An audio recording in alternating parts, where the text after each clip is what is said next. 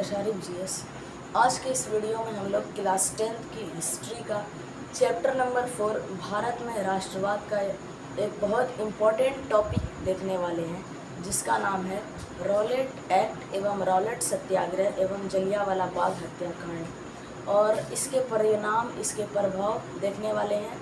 और ये जो टॉपिक है, यह पूरा चैप्टर जो है भारत में राष्ट्रवाद, ये लगभग हर कॉम्पिटिटिव एग्ज़ाम में आता है। यूपीएससी जैसे बड़े सिविल सर्विसेज एग्ज़ाम में भी ये चैप्टर आता है। तो हर दृष्टिकोण से ये चैप्टर और ये जो टॉपिक है जलियांवाला बाग हत्याकांड, ये बहुत ज़्यादा हिट टॉपिक है। तो सबसे पहले देखते हैं कि ये टॉपिक क्या है, इसके बारे में चर्चा करते हैं। तो भारत में राष्ट्रवाद को किसी नेक्स्ट वीडियो में हम लोग डील से बात करेंगे, बट उससे पहले हमें जानना होगा, डायरेक्ट हम लोग जानते हैं जी। तो जो रॉलेट एक्ट है, ये यहाँ पर रॉलेट एक्ट वो क्या था। तो सबसे पहले हम लोग समझते हैं कि भारतीय राष्ट्रीय आंदोलन को, किसको भारतीय राष्ट्रीय आंदोलन, तो महात्मा गांधी जब अफ्रीका से भारत लौटे 1915 में, इम्पोर्टेंट ऑब्जेक्टिव क्वेश्चन है किसी भी कॉम्पिटिटिव एग्ज़ाम के लिए, महात्मा गांधी भारत कब लौटे 1915 में। तो उन्होंने देखा कि अंग्रेज़ों ने अफ्रीका की तरह भारत पर भी अत्याचार किया था और यहाँ की स्थिति बहुत ज़्यादा दयनीय थी।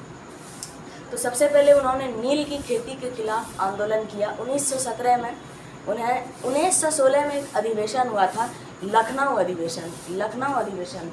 और लखनऊ अधिवेशन में यह ऑब्जेक्टिव है कि लखनऊ समझौता या लखनऊ अधिवेशन कब हुआ, तो 1916 में। और इसी अधिवेशन में बिहार के एक किसान जिनका नाम राजकुमार शुक्ल था, राजकुमार शुक्ल जी ने बताया बिहार में जबरन नील की खेती कराया जाता है। तो उन्होंने गांधी जी को बिहार आने का आमंत्रण दिया। तो ये भी एक टॉप ऑब्जेक्टिव है कि गांधी जी को चंपारण सत्याग्रह हेतु या बिहार आने हेतु किसने आमंत्रित किया था और किस अधिवेशन में आमंत्रित किया था। तो 1916 के अधिवेशन में राजकुमार शुक्ल ने आमंत्रित किया था। जब गांधी जी बिहार आए तो यहाँ पर देखा कि तिनकटिया पत्ती प्रचलित थी। तिनकटिया पत्ती का सामान्य अर्थ है कि प्रत्येक 20 कट्ठे में से 3 कट्ठे पर जबरन नील की खेती करनी होगी प्रत्येक वर्ष, और जिस वर्ष नील की खेती होती है वो उतना हिस्सा बंजर हो जाता है। यानी ऐसे कर करके वो लोग किसान की पूरी ज़मीन को बंजर कर रहे थे, ज़बरदस्ती काम करा रहे थे और पूरा फ़ायदा उठा रहे थे, महंगे दाम पर अपने देश में नील को बेच रहे थे। तो यही 1917 का आंदोलन हुआ इसके खिलाफ चंपारण में, बिहार के चंपारण में नील की खेती के खिलाफ गांधी जी ने सत्याग्रह छेड़ दिया। और ये बहुत बड़े लेवल का सत्याग्रह, पहला सफल सत्याग्रह गांधी जी का हुआ और अंग्रेज़ों को झुकना पड़ा। उसके बाद उन्होंने देखा कि गुजरात का एक ज़िला है बहुत प्रचलित, अहमदाबाद, वहाँ पर के फैक्ट्री में, मिल में मजदूर के साथ उनके जो पूंजीपति थे, मालिक थे, वो जबरन बहुत अत्याचार करते थे, 10-15 घंटा काम करा के पैसे नहीं देते थे। तो उसके खिलाफ गांधी जी ने अपना दूसरा आंदोलन 1918 में किया, अहमदाबाद मिल मजदूर आंदोलन। बीच में ही एक और आंदोलन हुआ, खेड़ा किसान आंदोलन। ये सब हुआ। उसके बाद हो क्या रहा था कि उस वक्त जो था तुर्की साम्राज्य, जिसे हम लोग ओटोमन साम्राज्य बोलते हैं, वो मुसलमानों का, इस्लाम धर्म का खलीफा उस वक्त के लिए हुआ करता था। बट सबसे बड़ी दिक्कत थी कि उसी दशक में ओटोमन साम्राज्य का खलीफा अंग्रेज़ों से हार गया था और अंग्रेज़ों ने इस हार के बाद पूरे इस्लाम धर्म से खलीफा पद्धति को हटा दिया। तो इस खलीफा पद्धति को पुनः वापस लाने के लिए मुंबई में 2 मुस्लिम, जिसे अली ब्रदर्स बोलते हैं, इन्होंने एक आंदोलन शुरू किया था भारत से, यहाँ पर भारत में इसको प्रभावित करने के लिए खलीफा को, खिलाफत आंदोलन। तो इसी आंदोलन में गांधी जी ने मुसलमानों का समर्थन करते हुए 1919 में खिलाफत आंदोलन को अपने स्तर पर, बड़े स्तर पर किया। और इतने सारे आंदोलन होने के बाद, किसानों को एक करने के बाद, मुसलमानों को मिलाने के बाद, मजदूरों को मिलाने के बाद, अंग्रेज़ का साथ देने वाला कोई बच नहीं रहा था।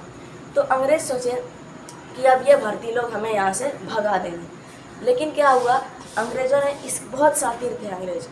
तो अंग्रेज़ का एक बहुत लॉर्ड था, जनरल था, जिसका नाम था सर सिडनी रॉलेट। कौन? Sir Sydney Rowlatt.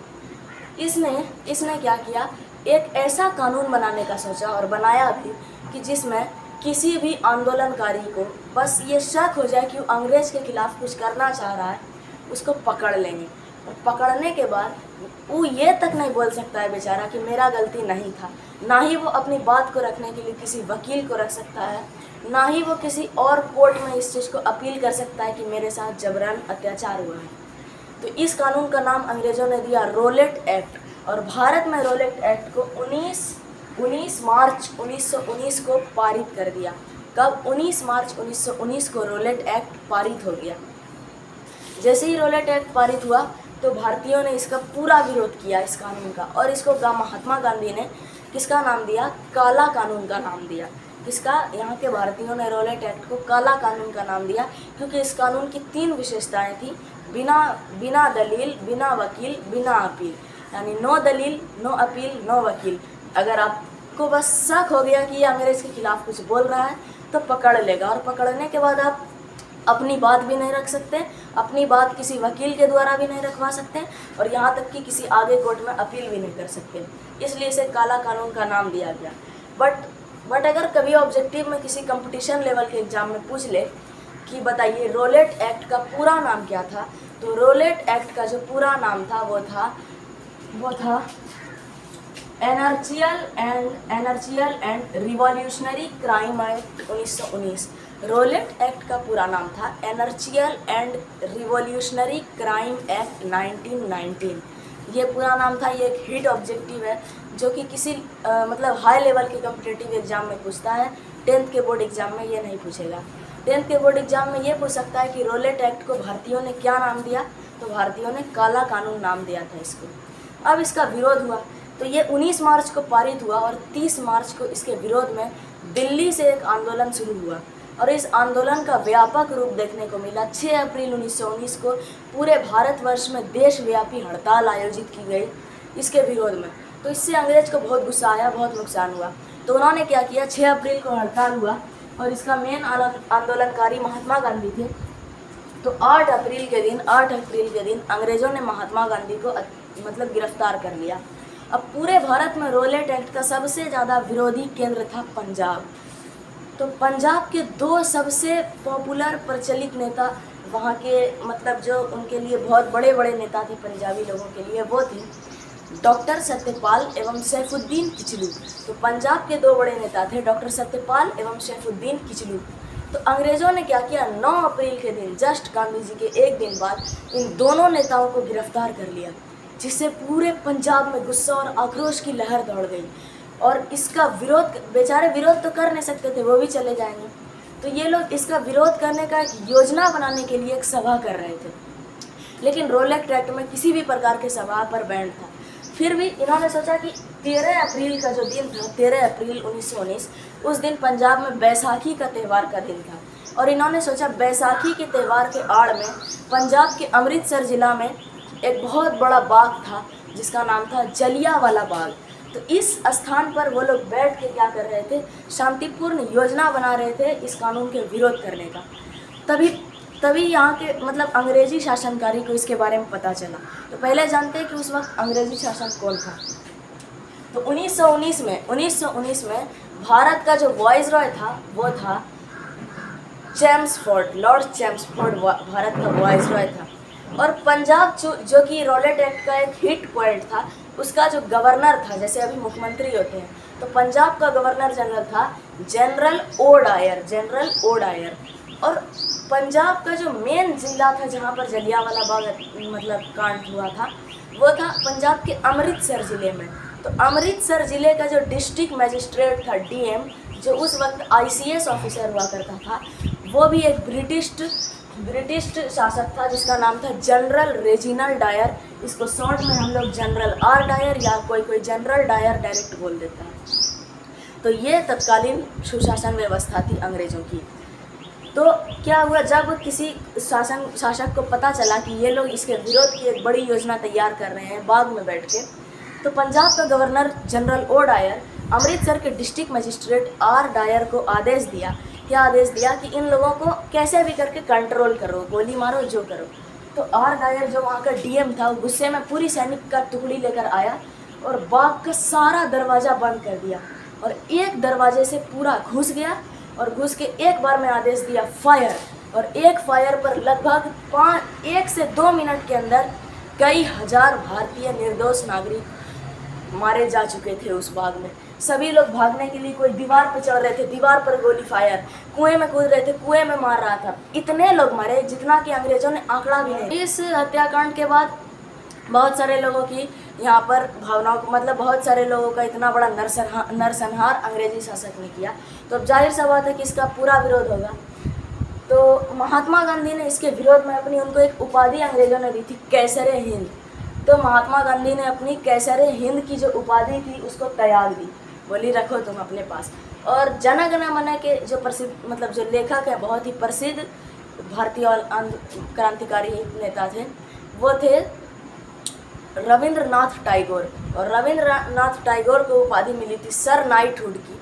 तो इन्होंने अपनी सर नाइटहुड की उपाधि भी त्याग दी। यानी बड़े बड़े नेताओं ने अपनी उपाधि त्याग कर पर इसका पूरा विरोध किया।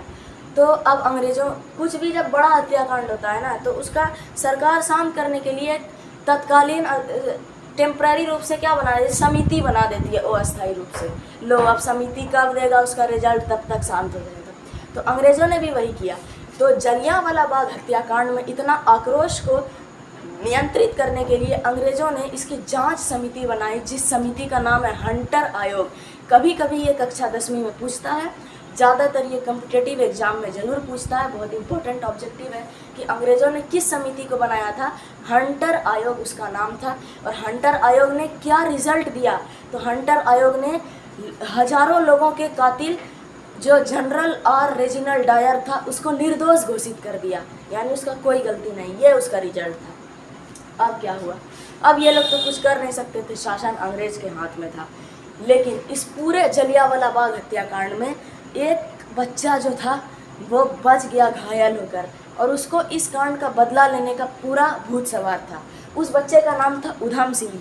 तो ये हत्याकांड हुआ 1919 में, और इसके ठीक 21 साल बाद 1940 में जब वह बच्चा बड़ा हुआ, पूरे लंबे स्टेज प्रोसेस के बाद उसने ब्रिटेन में जाकर, एक ब्रिटेन के ही सम्मेलन में जाकर बंदूक से, पिस्तौल से जनरल डायर को गोली से भून दिया पूरे ब्रिटेन में, और वो खुद आत्मसमर्पण कर गया ब्रिटेन में। यानी उसने जलियांवाला बाग हत्याकांड के हत्यारे का 21 साल बाद बदला लिया, ब्रिटेन जाकर उसे गोली से भूनकर। तो ये था भारतीय क्रांतिकारी मैदान। आज जो हम इस आज़ाद भारत की, आज सोशल मीडिया की आज़ादी और कई सारे स्वतंत्रता, समता, कई सारे अधिकार का आनंद उठा रहे हैं, ये हजारों क्रांतिकारियों की बलिदान का फलस्वरूप है। आई होप आज की इस वीडियो में आपको रॉलेट एक्ट एवं जलियांवाला बाग हत्याकांड से रिलेटेड हर कॉम्पिटिटिव एग्ज़ाम एवं हर बोर्ड के एग्ज़ाम से रिलेटेड टॉप हिट क्वेश्चन समझ आ गया होगा, और इसका पूरा कॉन्सेप्ट भी क्लियर हो गया होगा। तो आज की इस वीडियो में इतना ही।